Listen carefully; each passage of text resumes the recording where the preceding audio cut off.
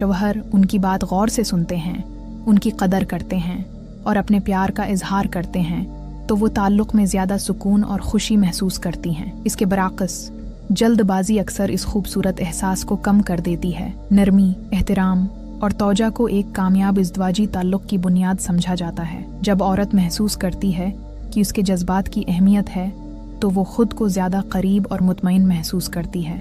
एक और अहम बात यह है कि अगर कोई औरत परेशान, ज़हनी दबाव का शिकार या बहुत ज़्यादा थकी हुई हो तो वो क़रबत के लम्हात से पूरी तरह लुत्फ़ अंदोज़ नहीं हो पाती। लेकिन जब वो अच्छे मूड में हो, ज़हनी तौर पर पुरस्कून हो और रोज़मर्रा के दबाव से कुछ हद तक आज़ाद हो तो उसका तजर्बा नुमायां तौर पर बेहतर हो सकता है। मियाँ बीवी के दरमियान खुली और मुस्बत गुफ्तगू भी बहुत अहम किरदार अदा करती है। जब दोनों अपनी पसंद, नापसंद और एहसासात एक दूसरे के साथ शेयर करते हैं तो गलत फहमियाँ कम होती हैं और ताल्लुक़ मज़ीद मजबूत होता है।